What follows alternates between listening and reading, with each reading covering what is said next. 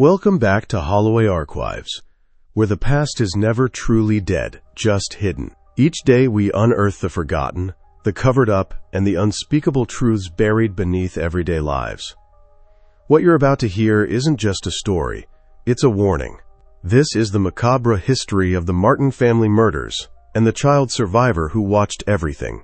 At 7:45 a.m. on a quiet street in Moore, Oklahoma, a call came through to emergency services. 3 words whispered in the shaking voice of a child. He heard them. Then silence, no name, no address, just the soft clicking sound of the phone going dead. The line was traced. Officers were dispatched. No one on the team that morning expected to walk into a scene that would ruin their careers, their sleep, and for some, their sanity. Willow Glen Lane was ordinary. American flags on porches, lawns freshly watered. But that morning, one house stood out. It wasn't the broken window or the quiet swing creaking in the wind. It was the front door, open just an inch, just enough to know something had slipped through. Inside, nothing was broken. No mess, no screams, just stillness. The smell was the first alarm, metallic, faint, but fresh. In the hallway, officers found a trail of something dark soaked into the carpet. No footprints, just a long drag, like something had been pulled. Tina Martin, age 37, found face down on the floor of the bedroom, dressed for bed. No signs of a struggle. Maggie Martin, age 9, was under the blanket, still tucked in, still holding her stuffed rabbit. Her skull had been caved in. A single blow, no defensive wounds. In the kitchen, breakfast had been started. 2 plates, one untouched, toast in the toaster, juice poured, coffee still warm, but no sign of the husband, no sign of the youngest child until they went downstairs. The basement door had been locked from he inside.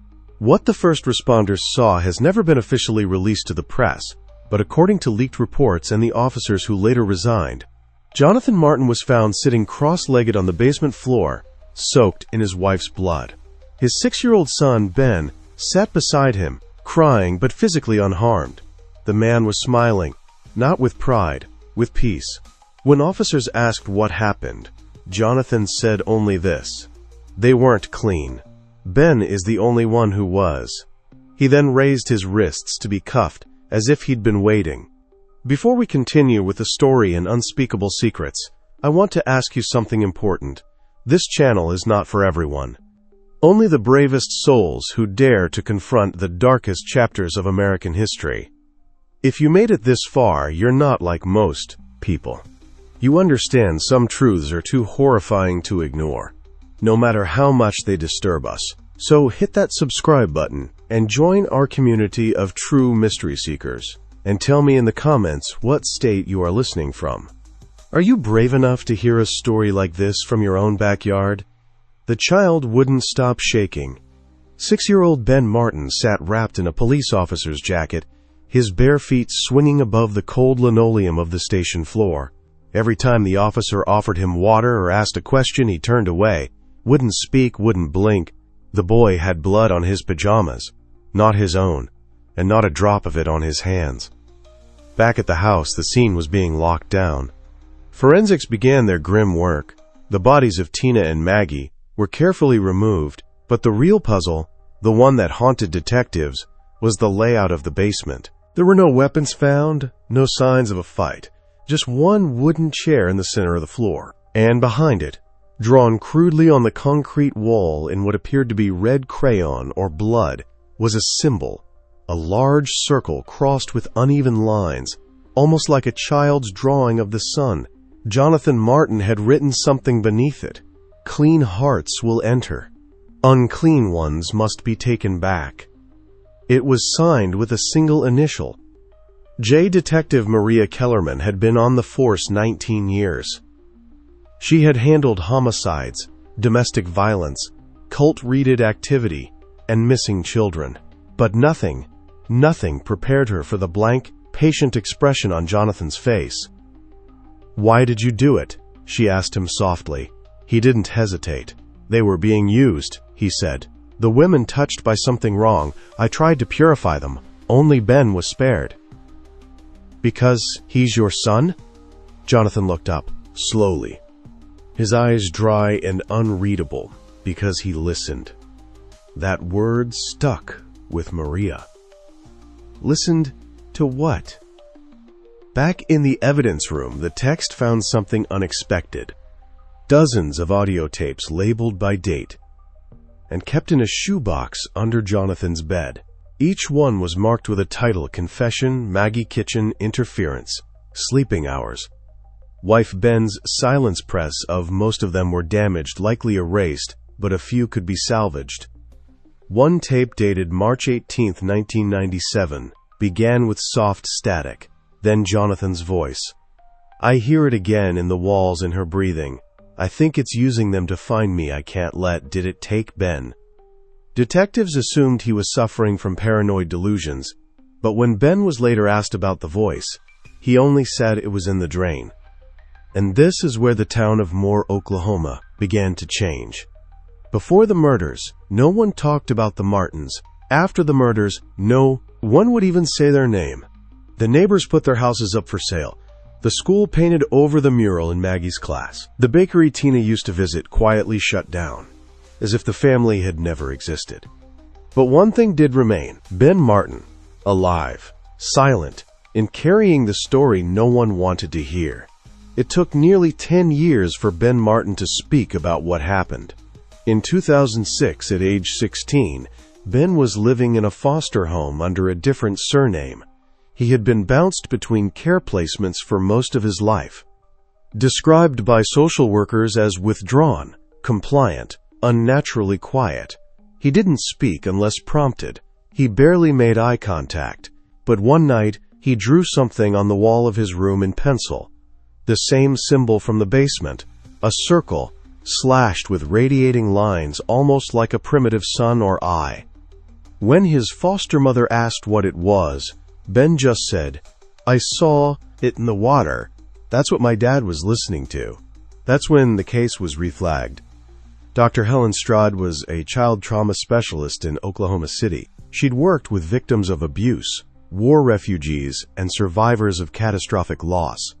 But Ben, even at 16, was like no one she'd met. He didn't cry. He didn't lash out.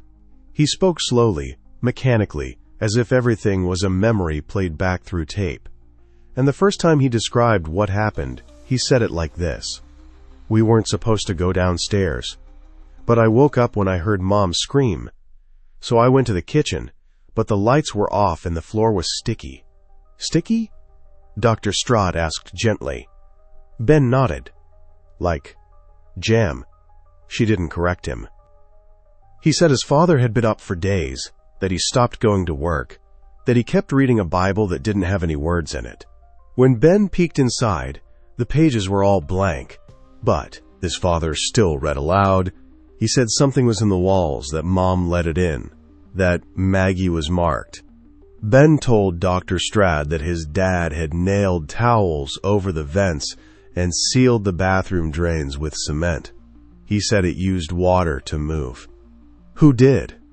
Ben didn't look at her. He whispered, "The one with no eyes." Forensic psychologists dismissed the statement. Man's trauma projection, a child's mind inventing monsters to cope with real-life horror. But there were details Ben gave that had never been released to the public. The placement of the bodies, the color of Maggie's nightgown, the location of the missing kitchen knives, which had never been found.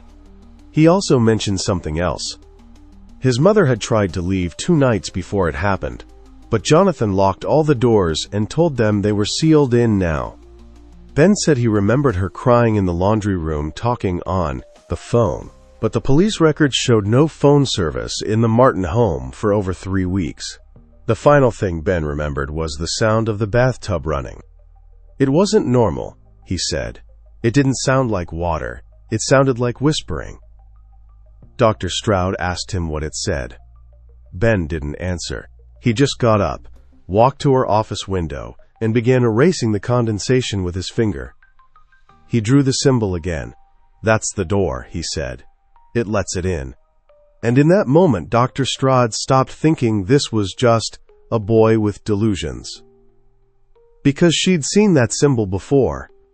Not in a textbook, not in Ben's file, but in another unrelated case. One she hadn't thought about in years. Next, we uncover what Dr. Strad remembered and how another case may be connected. Dr. Helen Strad wasn't prone to superstition.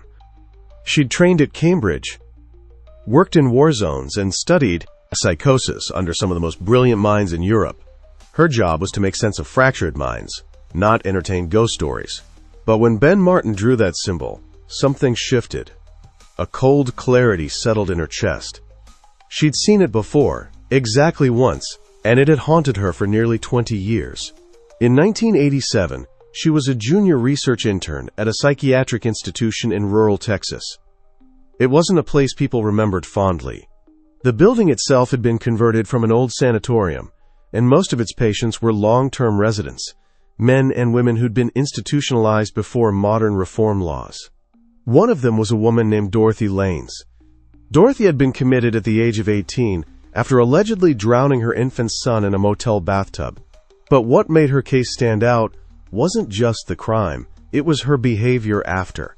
She never showed remorse, she never screamed. She just hummed the same four-note melody over and over, no matter the time of day. Stroud had been assigned to log Dorothy's daily observations. At first, it felt routine.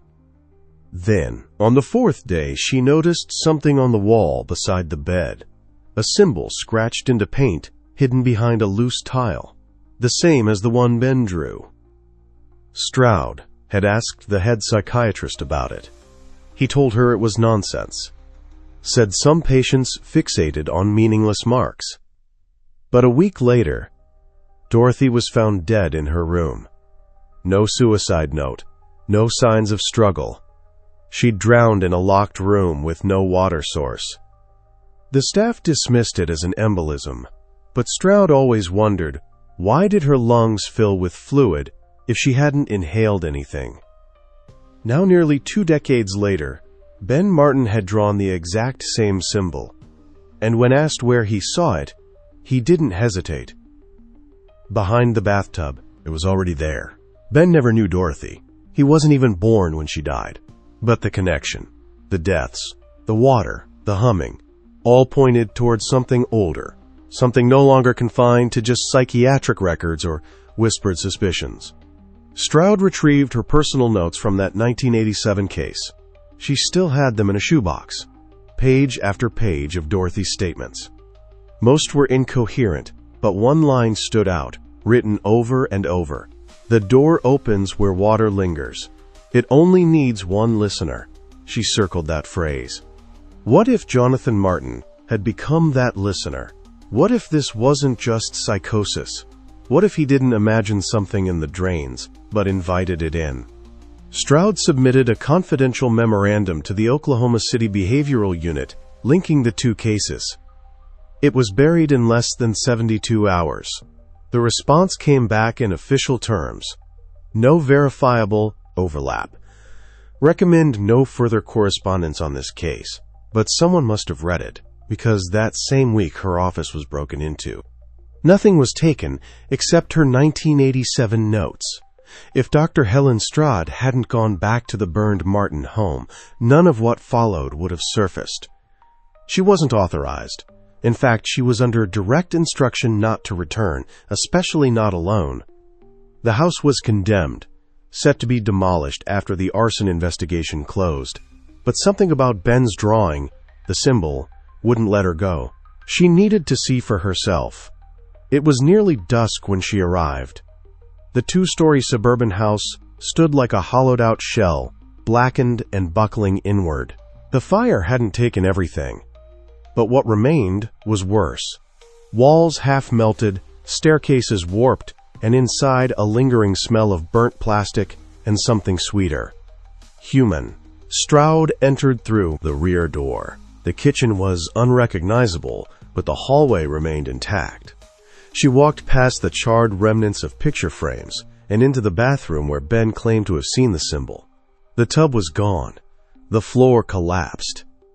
But behind the hole in the tiles, something gleamed. Stroud reached in and pulled out a brass ring, not a finger ring, but a structural handle bolted into what looked like a trap door. It wasn't part of the house's original blueprint. She pried it open. Below was a narrow brick, well about 3 feet wide, descending into pitch-black darkness. The smell that hit her was not of fire. It was something ancient, damp, metallic, like rainwater and rusted bone. Using her phone light, she peered down. On the bricks every few feet was that same carved symbol, dozens of them identical. She couldn't explain it, but in that moment, she felt it. The air around her grew heavier. Her chest tightened. Somewhere deep in the well she heard it. A faint humming. 4 notes. Just like Dorothy Lane's. Just like Ben. She backed away and closed the trap. Back in her car, still shaking, she began researching historical site and balls tied to that shape. She filtered out the usual occult nonsense, instead focusing on local history, municipal records, settler notes, and 19th century state archives. Then she found it. In 1904, just outside Oklahoma City, a settlement church burned to the ground under uncertain circumstances. No bodies were ever found, but several stone baptismal wells were discovered beneath the ruins. The parish had been excommunicated in 1897 due to a ritualistic deviation from Methodist norms. Among the confiscated relics, a book of hymns, all consisting of 4-note melodies. On the last page of the book, a hand-drawn symbol, identical. Helen. Stroud stared at the scan, heart racing. This wasn't mental illness. This was inheritance. Whatever had reached Jonathan Martin had reached others before him, and now it was speaking to his son. Next we return to Ben and learn what he saw the night his father changed. Ben hadn't spoken in weeks. Not since the fire. Not since he watched his father slit open his mother's throat in the kitchen while humming a melody no one recognized. But he wasn't mute. Not exactly. He still whispered, just not to people. Dr. Stroud returned to the children's ward to check on him the morning after discovering the hidden well. She noticed something new. A metal drain in the corner of the tiled floor, the kind you find in old medical buildings for sanitation. Ben was sitting beside it, knees drawn up, his lips barely moving. She stepped closer. "Ben, what are you saying?" He didn't flinch, didn't blink, just kept whispering softly directly into the drain. 4 notes again and again like a chant. That same melody. She leaned in closer. That's when he stopped and finally looked at her and said, "He's still singing, but not from here." "From under where, Ben?" Ben didn't answer. He slowly turned the drain's metal lid with his fingers, not strong enough to lift it, and pointed to the small gap between the grating and the tiles. There, just for a moment, she heard it. A tap, then another, then something that sounded like muffled humming. From beneath the hospital, Stroud didn't sleep that night. She pulled every architectural record she could get her hands on for the state-run facility where Ben was being housed. What she found startled her. The building had originally been a state tuberculosis sanatorium built in 1921. Below the ground level was a network of tunnels and drainage systems, including disused wells, storm cellars, and sealed hydrotherapy rooms that hadn't been touched in nearly 70 years. And buried in one of the planning sketches, barely visible, was something else. A circle beneath the west wing, marked only with the word Ritual Pit, sealed 1949. She printed the sheet and stared at it in disbelief, and no one ever mentioned that in her medical schooling. No one at the hospital talked about it, and yet it had been there the whole time. She returned the next morning to check the drain again. This time the grating had been removed. Ben was nowhere to be found. She sounded the alarm. Staff searched the hallways, bathrooms, and secure therapy rooms. Nothing until a nurse found the access door to the basement ajar. They followed the old maintenance route, long closed off through rusted stairwells and decaying corridors lit only by emergency bulbs.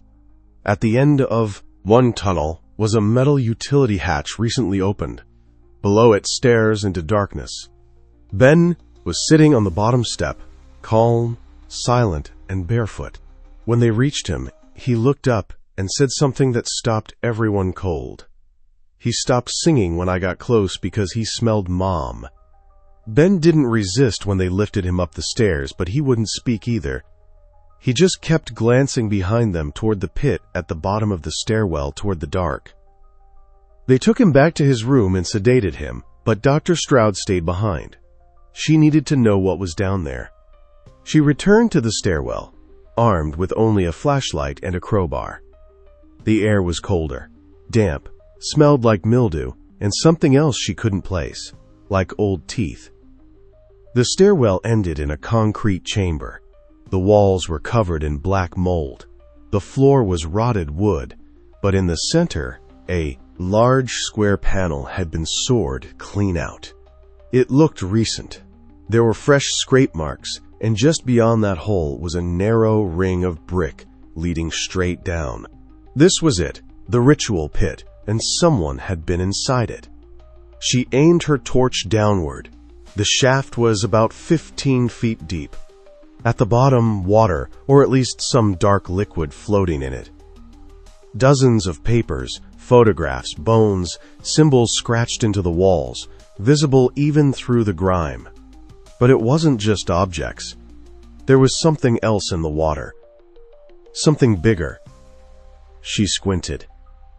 It was a figure, hunched, face up, pale. She stumbled back. It was Jonathan Martin's body, or something that looked like him, but it wasn't decomposed. His skin was pale but smooth, not bloated, not torn, eyes shut, as if asleep, a peaceful expression, except the corner of his mouth was pulled up just slightly in a smile, like he'd just heard something funny. Stroud fled up the stairs and reported everything. Police were called. Hazmat teams followed. The recovery took hours. And when the body was pulled up, something else became clear. The throat had not been slit. There was no blood, no signs of trauma. The man was perfectly intact. So whose body had they found in the kit and that night? And who had they cremated? Ben was awake again that evening, drawing silently in his notebook. Dr. Stroud sat beside him. He pushed the notebook toward her, a drawing of the pit, and beside it, not just his father's body, but a second man. Not a drawing of a dead body. A man standing in the pit, watching, smiling. Stroud asked, "Who is that, Ben?"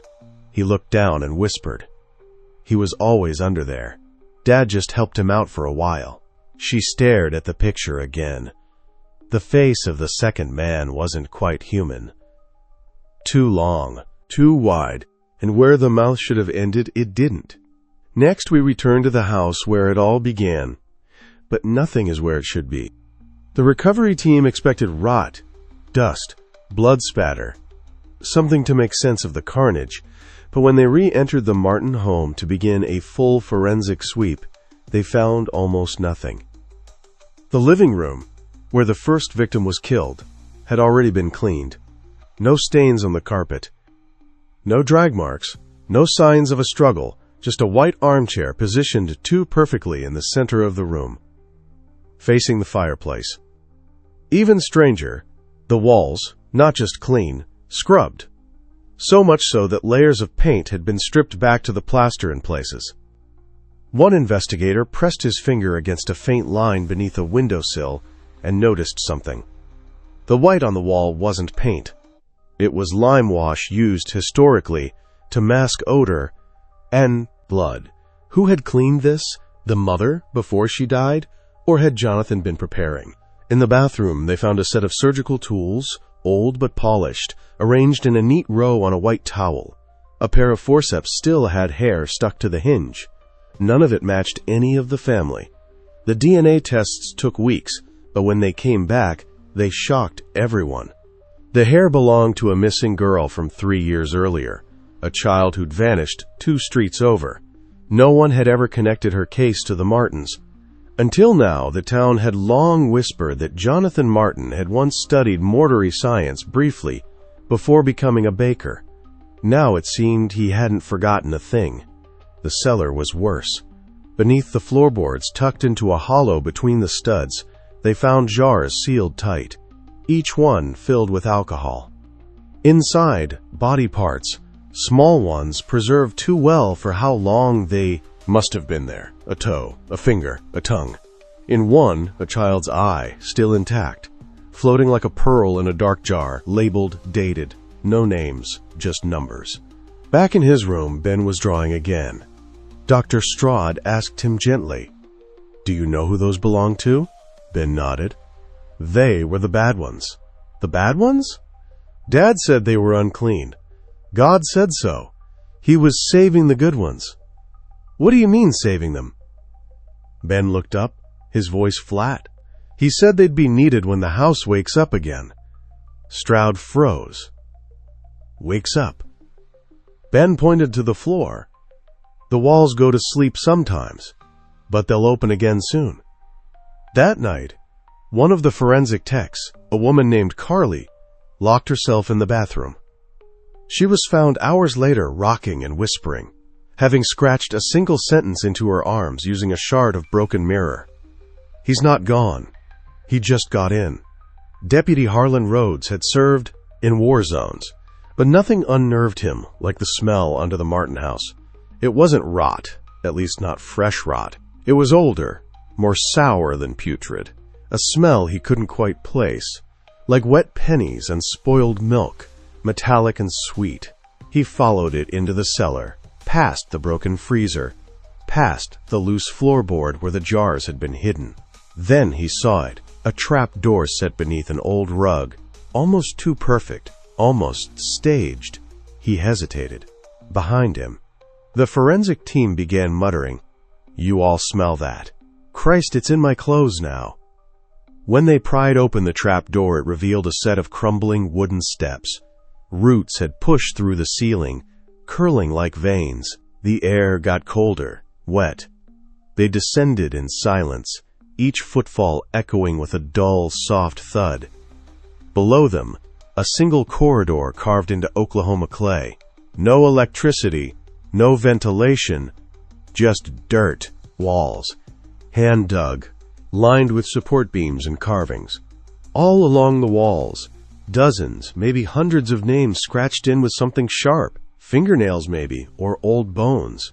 Some were dates, some had initials, a few were just prayers, but one message repeated every few feet, always the same 6 words. He feeds the house feeds him. The end of the tunnel opened into a circular room, and there, half buried in the dirt floor, was a large stone, black, obsidian, volcanic glass, too smooth, too perfect. But it hummed, not metaphorically, audibly. Deputy Rhodes reached out. Just a finger touched the surface, pulled back instantly. It wasn't cold or hot, it was alive. "Sir," one of the team called to him. They'd found something behind the stone. Another jar. Inside, a lock of hair, a milk tooth, and a scrap of paper folded so many times it nearly dissolved when opened. On it, a hand-drawn symbol ruffle is circular, almost like a sun, except the center wasn't a sun. It was a mouth, teeth, and all. Meanwhile, above ground, Ben had gone silent, stopped drawing, stopped speaking. Dr. Straude noticed something in the boy's posture. He'd begun to mimic someone, or something. He sat with his back straight, his eyes forward. He refused to look at the windows or the corners of the room. When asked why, he only whispered. He sees through the dirt. Who? Dad said the house had an eye. That's how it finds who's next. Back in the tunnel, one of the junior deputies stood too close to the stone. She stepped forward just once and collapsed. Heart attack, seizure, no one could tell, but her lips were moving.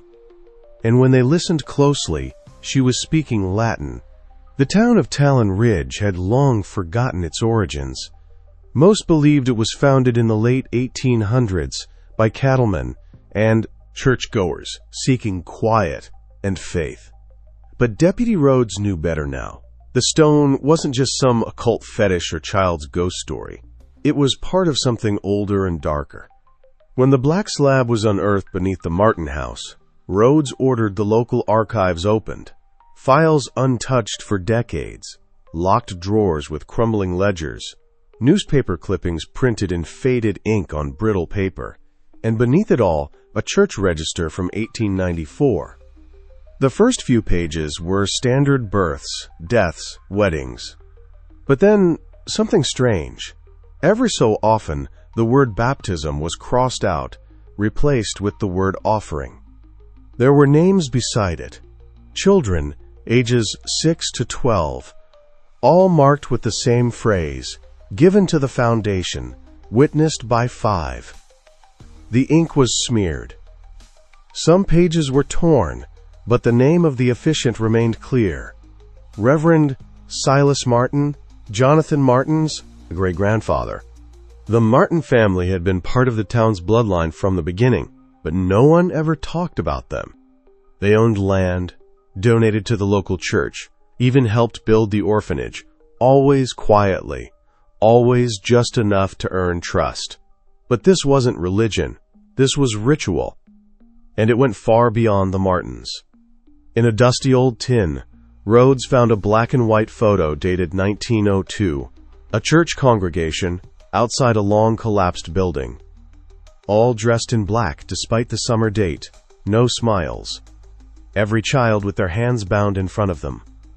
At the front, Reverend Silas Martin.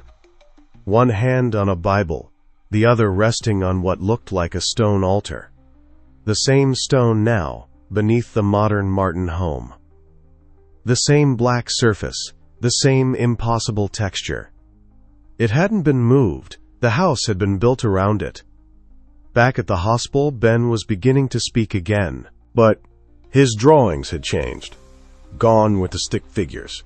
Now he drew eyes, dozens of them. Inside floorboards, beneath beds, in the dirt below trees. He doesn't sleep, Ben whispered to Dr. Stroud. He just waits until the house gets hungry again. Stroud asked who he was. Ben answered with a name no one had taught him. Silas. Later that night, Dr. Stroud reviewed old patient files connected to the town. There had been others. Children who saw things, who heard voices in the ground, who disappeared after sleepwalking. But one report chilled her.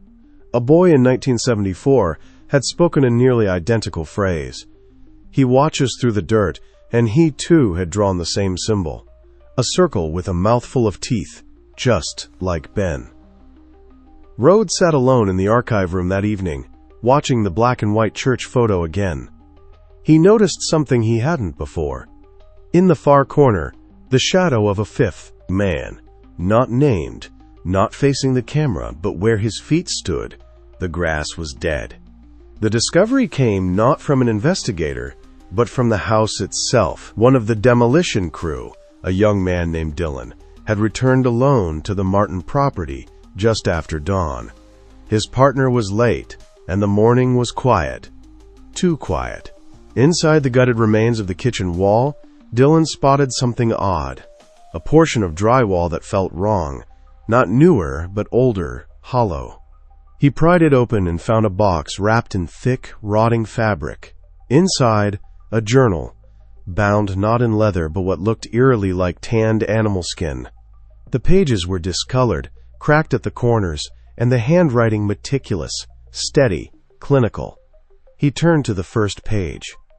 There, written in a perfect cursive, "If this book is open, the hunger has returned. It feeds through blood, but it sees through the fifth eye." Dylan didn't understand it, but something told him this was no ordinary diary. He brought it to Deputy Rhodes, who immediately took it to Dr. Stroud. Together they opened it carefully, one page at a time.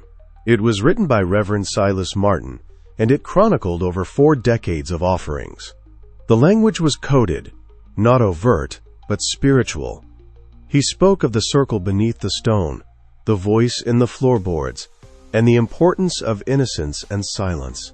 The journal described rituals held on every fifth moon, always involving 5 members.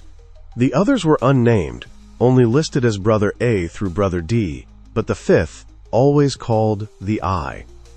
Stroud began to piece it together. The 5th eye wasn't a person. It was a child. Always a child. One who saw, one who remembered, one who survived.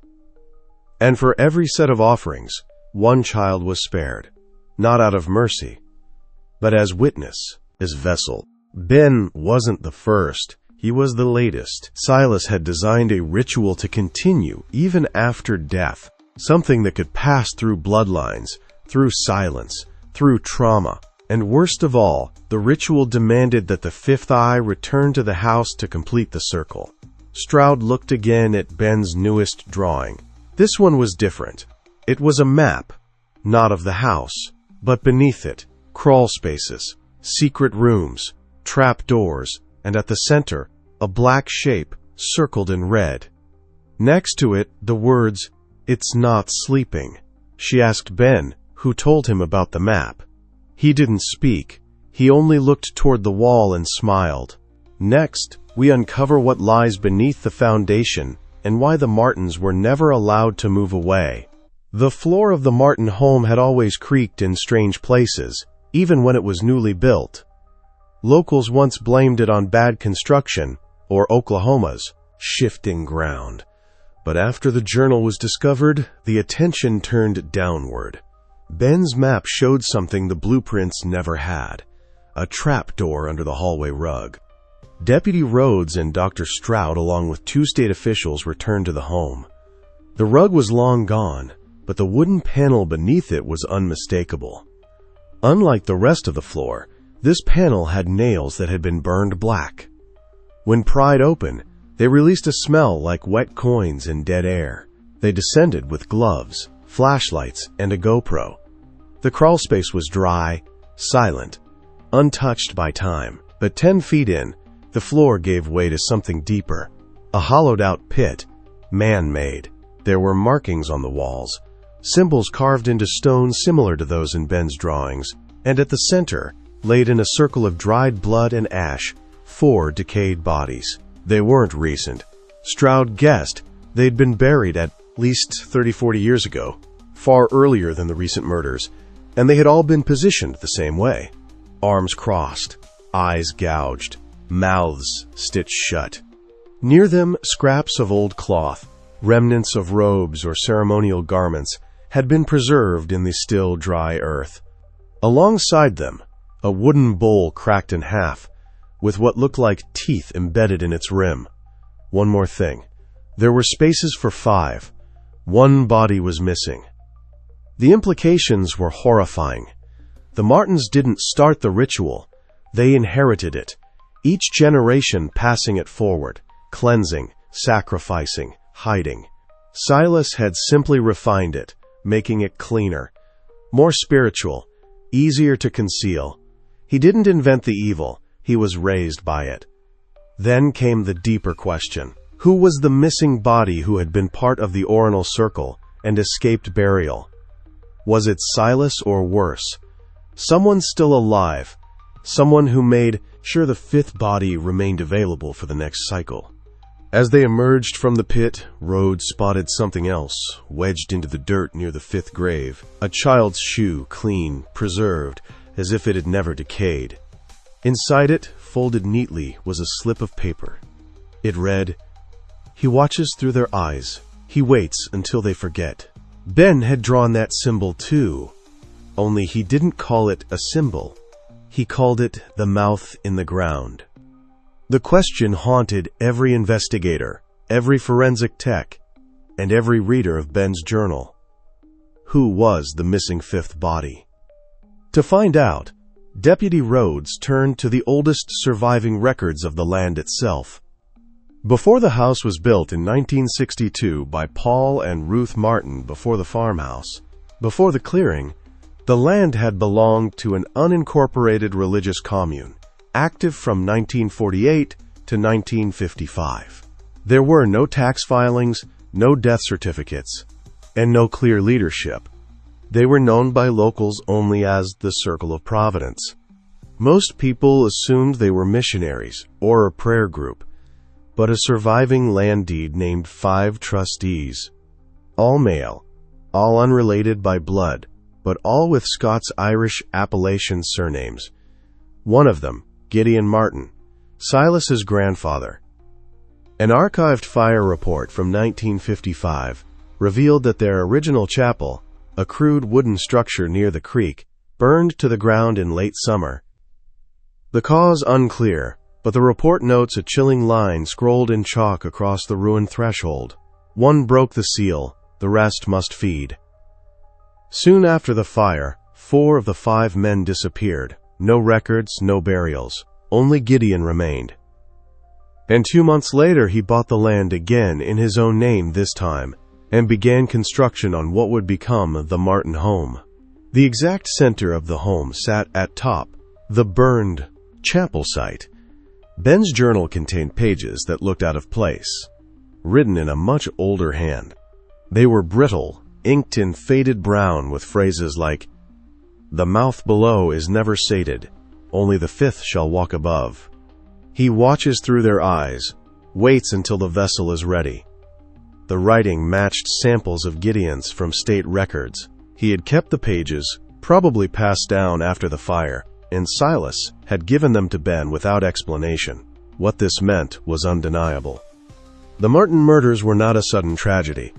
They were the continuation of an old pact passed down from men who believed in feeding something beneath the land. Something they called Providence. Only one had tried to walk away. He never reappeared. And every generation since. Someone always died. Someone was always spared. But why Ben? Why was he the one they left behind?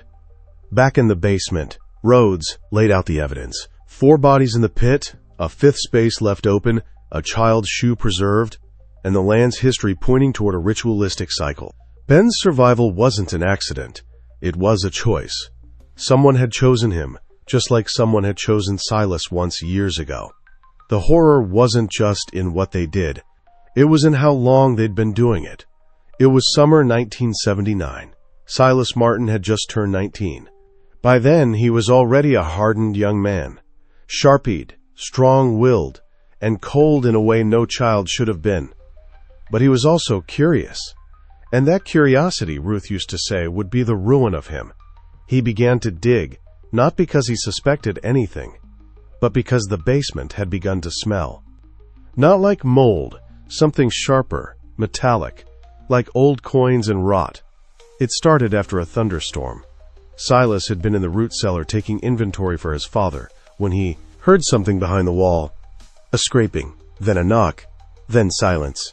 At first, he thought it was a rat, maybe a raccoon. But then it spoke. I told them not to finish it. They didn't listen. You still can. Silas pried open the wall. Behind the loose bricks was an earth-thin tunnel. Not tall enough to stand in, but long enough to disappear into shadow. He crawled for 30 feet. He moved through mud, stones, and a smell that grew thicker the deeper he went. And then suddenly a chamber carved by hand, reinforced with wooden beams older than the house. And there, lying in the dirt, was a man. His hair had thinned to wisps. His teeth were brown and shattered. But his eyes, they were Gideon's eyes. It was Caleb, one of the original 5, the one who had run. He hadn't escaped. He had been buried, or perhaps buried himself, in the soil beneath the chapel ruins. Silas didn't run. He sat with the man for hours. He listened. Caleb told him everything about the pact, the thing beneath the ground, the price for protection. We thought it would keep us safe. It did for a while, but we never stopped paying. One by one, it took us until I was the only one left, and now you've built a house on its back. Silas asked him why he stayed. Why not just run? Caleb smiled, or tried to. What was left of his lips cracked open and like paper. because it speaks, because I hear it in my sleep. And if I leave, it follows." He held something out to Silas, a box wrapped in leather, stitched shut with twine made of hair. Silas took it. When you know what's inside, you'll understand why you must never have a son. Years later, that same box would be found among Silas's possessions. Deputy Rhodes didn't open it at first, but he would. And when he did, the story would shift again. Because what was inside shouldn't exist. Not in 1986. Not in 1955. Not anywhere. That night, in 1979, Silas sealed the tunnel behind him. He told no one, not even Ruth.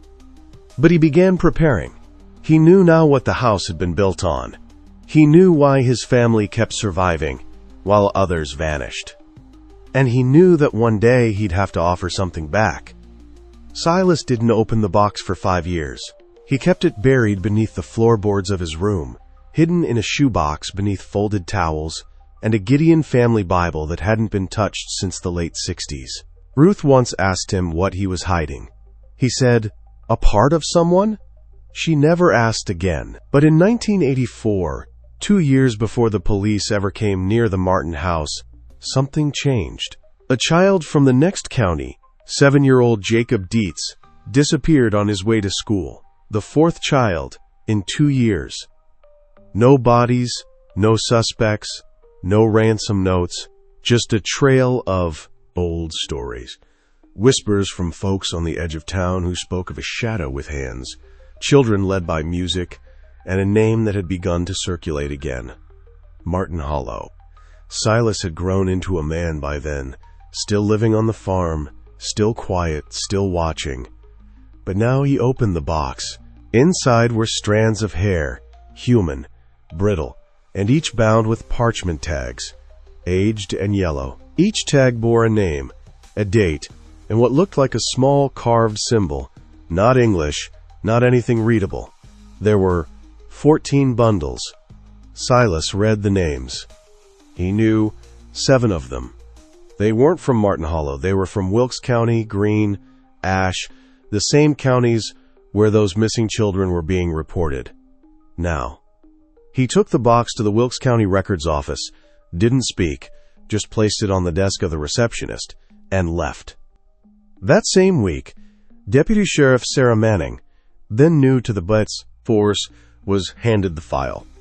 What she read in those tags would eventually lead her to reopen the Martin family history, but she didn't believe in folklore, she believed in patterns. And these names, they weren't just victims.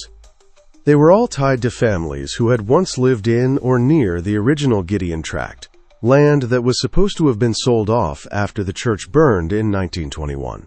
But a pattern began to form.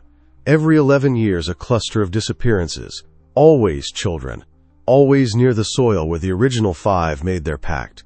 And something was collecting pieces of them.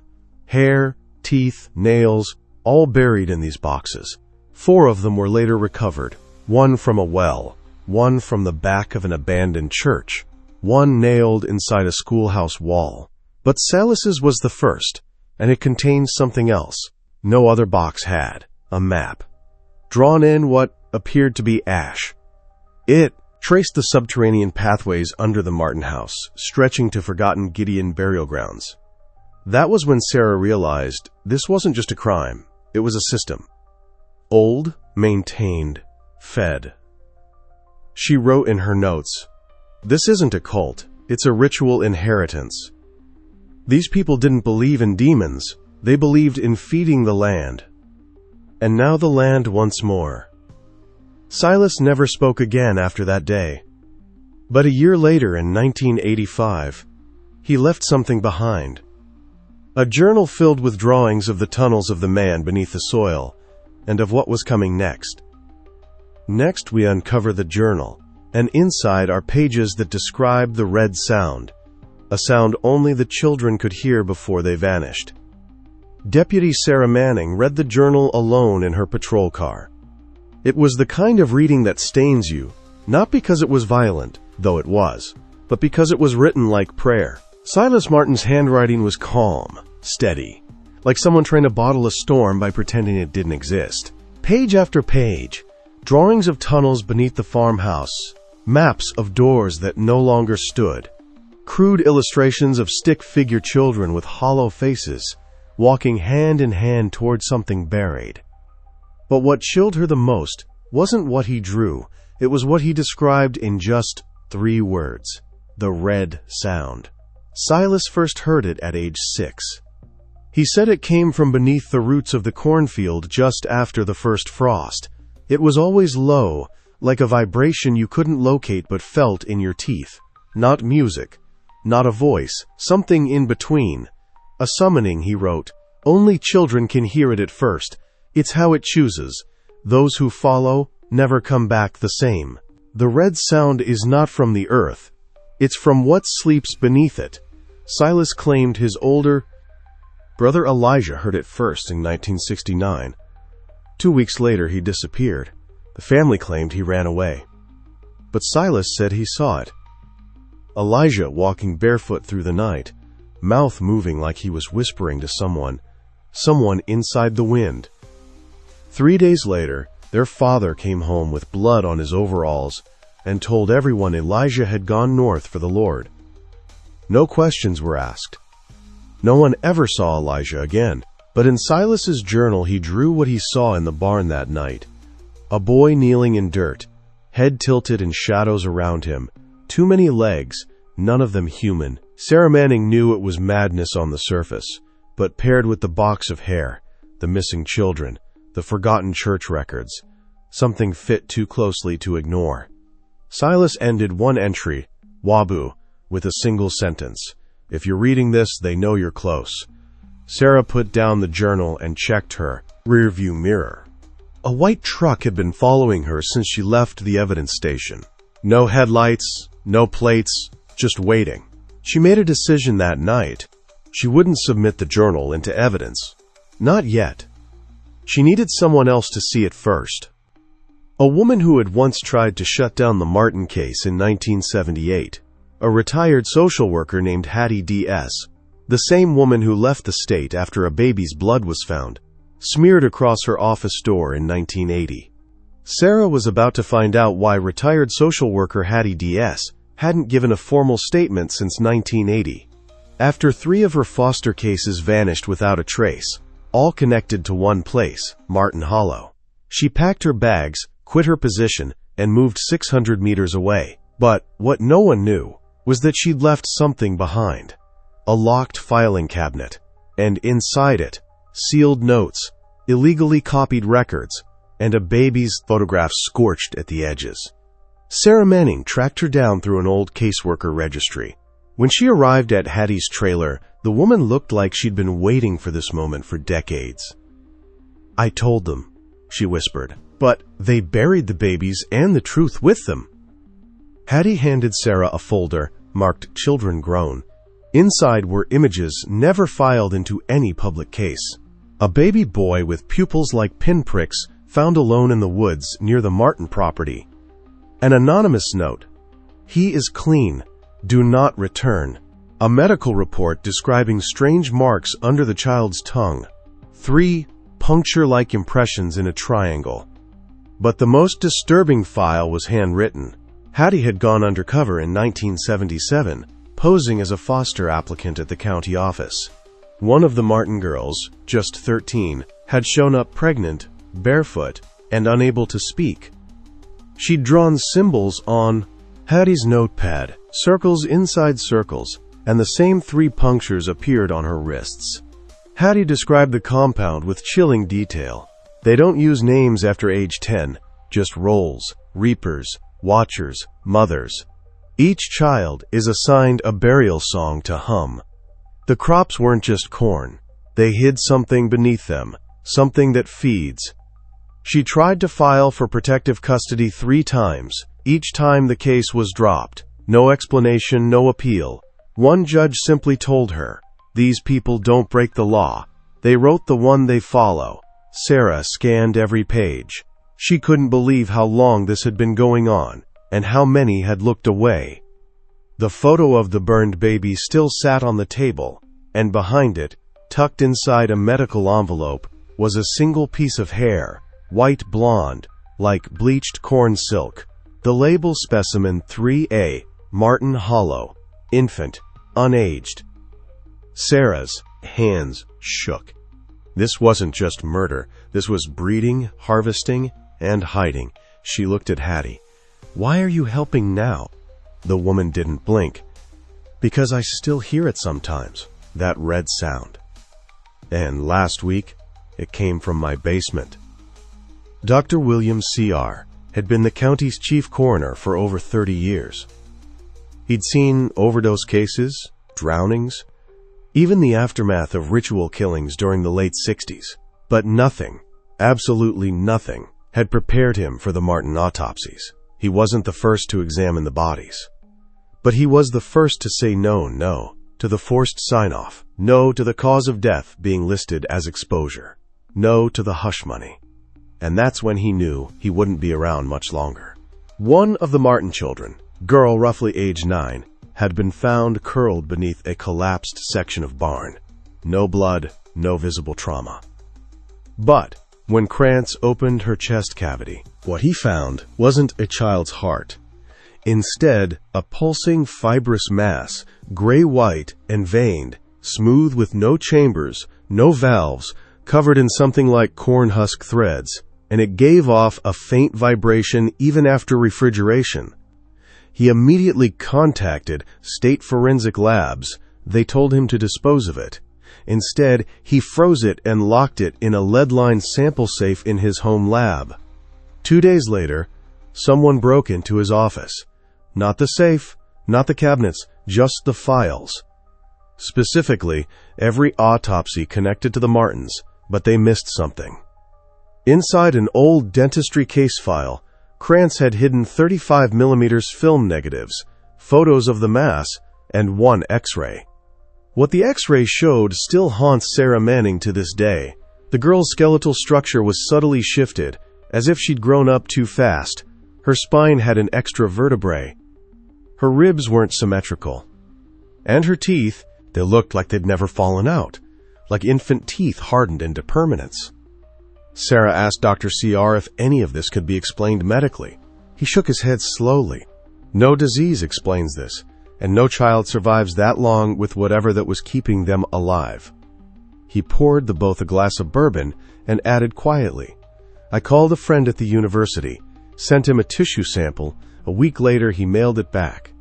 No note, just a sticky label on the bag. Not plant, not animal. Dispose immediately." Sarah asked the question she dreaded. "Do you think they were altered?" Dr. Crossing didn't hesitate. "I think they were grown for something, but I don't think it worked. Not the way they wanted." And then, with a resigned sigh, he handed Sarah a single VHS tape. No label, only the date. March 23, 1979. The night before the Martins disappeared. He looked at her, face pale. They filmed what they were doing. I've never watched it, but maybe it's time someone did. Sarah waited until she got home, locked the doors, pulled the shades, poured a drink. Then, with trembling hands, she loaded the old VHS into her father's dusty player. The screen flickered, static, then a low hum, and then a basement. It wasn't the Martin basement. This one had tiled walls, fluorescent lighting, and a camera fixed in place. Time code in the corner read 032379, 8:41 p.m. 3 children stood in the center of the frame, barefoot, hair shaved, wearing white smoke. Their mouths moved, but no sound came through. Just the hum, low, rhythmic, as if recorded over something else. Then came a 4th child, older, wearing a black mask. He moved to each child in turn and touched their chest with what looked like a copper rod. Each time, the child jerked violently, like being shocked. But no one screamed. No one even blinked. Next, a woman stepped into frame. She wore a nurse's uniform, but her name tag was scratched out with marker. She wheeled in a gurney. Laid across it was a body, female, maybe 30s, eyes open, not blinking, not breathing.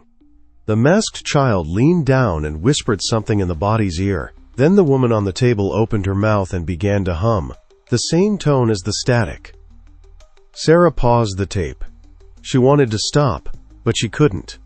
She pressed play again. The final 10 minutes showed a map, hand-drawn, old, burnt at the edges. It wasn't of the town, not exactly. It was of what lay beneath the town. A vast series of chambers labeled only with initials, RHW13, Child Rose, Rootstock, and one final word written in red ink, Graft Line. Then the screen went black. Sarah stared at her reflection in the screen. Behind her, the room was silent, but she could still hear that hum, not from the tape, from her walls, from the pipes, from underneath the floorboards. She packed the tape into a patty, an envelope, and labeled it to be released if I go missing. Then she called Deputy Ryan, the only person she trusted, and said, "There's something under the town, and I think they're trying to grow it back." Next, we descend into the tunnels beneath the Martin property and uncover what's still growing. 2 days later, Sarah returned to the Martin property alone. No backup, no cameras, just a flashlight, gloves, and that same sick feeling that had been growing since she watched the tape. She didn't tell dispatch, didn't tell the sheriff, because if what she found down there was real, they'd bury her too. The basement had been sealed off by then. Yellow tape across the door. A warning nailed into the frame.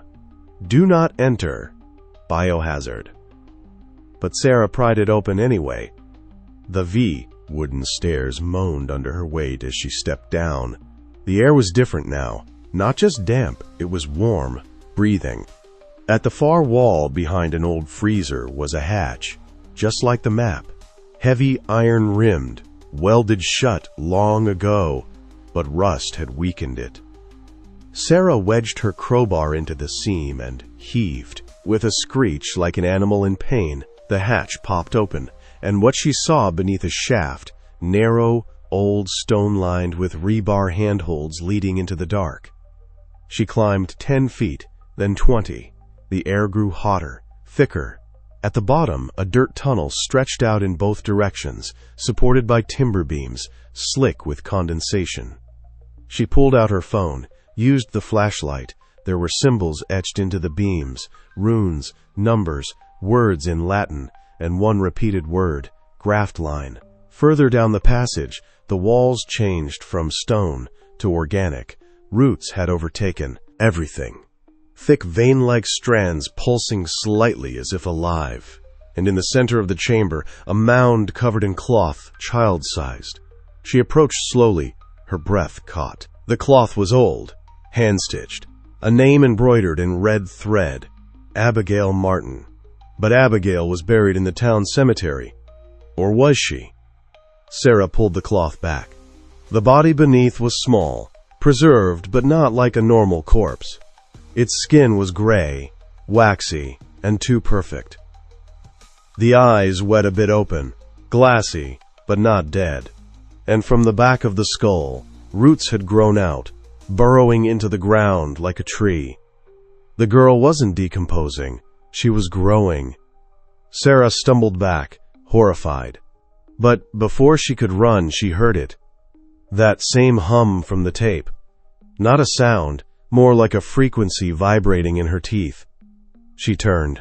At the far end of the tunnel, 3 more figures were emerging. Small, pale, rooted, all with eyes open, all watching her. She ran. Back in daylight, she threw up beside her cruiser. She wanted to call for help. But how do you report something like that? Yes. Hi, I just found a garden of children growing beneath a murder house. She couldn't. Not yet. But she knew the truth now. And someone had built that root chamber on purpose. Sarah didn't sleep that night. Not after what she'd seen under that house. The word graft line haunted her. What kind of person plants a child? And more importantly, who planned it? She returned to the evidence board. Not the physical one at the station. That was for show. She had a second in her garage. And in the corner of that board, pinned for weeks and barely noticed, was an old name. Donald Ems, land surveyor, 1962 to 1983. Ems had worked for the state, mostly mapping mining shafts and water tables. But in the early 70s, he was hired privately to chart substructural anomalies beneath rural homes. One of those homes, the Martin property. Sarah found the record in a zoning permit archive scribbled in pencil. Mapping request for lateral shaft beneath parcel number 107. Suspicious root mass noted. No follow-up requested, signed DEMS. She found Ems barely alive in a home for memory loss patients outside Baton Rouge. He was 92. Didn't recognize her or anyone. But when she placed a copy of the map in his lap, his hand began to shake. Then he said one word. They paid me. It took hours of coaxing, but the old man slowly began to speak. Fragments of memory surfacing. He said the tunnels were too perfect to be natural. The roots weren't from any tree he knew. They followed the old underground irrigation lines. He believed someone had been feeding the soil. When he reported it to parish officials, they told him to burn the notes. 3 days later, he was offered a buyout. Cash? No more questions. So he took it and disappeared. But Sarah pressed harder. Who built the tunnels, Dawn? He looked up, tears in his eyes. Not built, guided. They said the ground already had it in it. We just helped it remember. She left his room in silence, mind racing. That meant someone knew the Martin land was different, chose it, and used. So Sarah returned to her car, flipped through the zoning reports, cross-referenced every parcel Donald had surveyed under similar notes. A pattern emerged. 5 homes, each with odd child disappearances, each with a basement-level anomaly, each with a burned garden report filed decades earlier. The Martin home was just one branch of a much older root system. Back in town, Sarah visited the only living person who had once owned land adjacent to the Martin family, an old man named Clifford Bell. He opened the door before she knocked. "You finally found the tunnels," he said. Clifford Bell was 87, sharpied, and already dressed like he'd been expecting Sarah. His front room smelled of linseed and tobacco. Old maps curled on shelves. He motioned for her to sit. "I wondered when someone had come asking," he said. "You're about 20 years too late." Clifford had inherited the property from his father, land adjacent to the Martin home, and he remembered everything about what lay beneath it. Not just the tunnels, but the rituals. He called them harvestings. Said they'd happen every 19 years. Never the same house twice, but always the same signature. Children go missing. Animals turn on their young. The land turns quiet. Sarah asked the obvious. Who was behind it? He said it wasn't who. It was what? The soil. He said something in it. Hungers. He'd watched his own dog drag a child's shoe out of the roots one summer. Showed Sarah a newspaper from 1965, one she'd never seen. Boy vanishes near Bell property. Only shoe found, but no follow-up article, no public search. The parish sealed it off. Why? Because Clifford had made a deal. In 1972, a private company came to his door, didn't give a name, but offered $30,000 in bonds to lease part of his land. On the condition he never questioned what they buried, he agreed. Next spring, the ground was leveled. No markers, no construction, just a new fence. And for 20 years, it stayed quiet until the Martins moved in. Sarah stared at Clifford. "You knew children were being taken." "I knew worse," he whispered. "I knew where they ended up." He led her to his cellar. Beneath the floorboards was a trap door, rusty, sealed. He hadn't opened it in decades. But now he insisted. What she saw below wasn't a tunnel. It was a burial site. Stone-lined, circular, almost ceremonial, and at the center, a wooden mask nailed to the floor, cracked with human teeth embedded in the grain. Sarah's hands shook as she took photos. The deeper she looked, the more she saw what seemed like child-sized indentations in the dirt. as if something had grown out of them, not into them. She turned to Clifford, who stood pale. "I never touched it," he said, "but someone did more than once." Before she left, Clifford handed her a small box. Inside was a journal belonging to someone named Sister Evelyn Martin. The name froze her blood. The journal was dated before the Martin family was even listed as homeowners. Next, we opened Sister Evelyn's journal, and what she wrote inside redefinesses everything Sarah thought she knew about the Martins. The leather cover was cracked, pages curled with age, but the ink was sharp, as if written yesterday. On the first page, "These are the things I must confess, not to God, but to whoever survives us." Zim 1959. Deputy Sarah Manning turned the pages slowly. The journal was part confession, part instruction manual. It began years before the Martin family ever officially moved into the house, before they even had children. And it wasn't addressed to a priest, it was addressed to the land. Evelyn Martin was not a nun by any church's standards, but she called herself one. She wrote about vows, a cleansing pact, a root inheritance. In one passage, she described how her mother gave birth underground during a solar eclipse, a birth attended only by women, and something she called the still man. Sarah reread that part twice. The still man appeared frequently in the pages, always written in uppercase, sometimes followed by, "Do not speak his name." He was described as faceless, a presence that watched their family from mirrors, from water, from dreams. She wrote, "We were the last line of the watchers. We kept him tethered, but we broke the rhythm. We buried the wrong twin." Sarah stopped cold. Wrong twin. The entries changed after that. Evelyn's tone shifted from faithful to frantic. She wrote of visions. She described how the ground began to whisper again. "The pit fills faster when we resist. 1 child every 5 years, or the roots take 3. It is mercy." Sarah felt sick. She skipped to the final pages. Dated 1981. The handwriting was shaky, smudged with what looked like blood. "I can't hold the youngest back anymore. She hears him too clearly. Last night she spoke in his voice. If you find this, it means she opened the route. May God forgive us or destroy us." No name, no clear ending, but one detail stuck, scrolled in the margins beside the final page. A symbol Sarah had seen once before. 3 interlocking circles, and just below it, "Ask Henry where the real basement is." Henry Martin, the only known survivor. The boy Sarah once believed too traumatized to speak. Now she wondered, what if Henry wasn't mute because of trauma? What if he was waiting? Sarah returned to the Martin property just before dusk.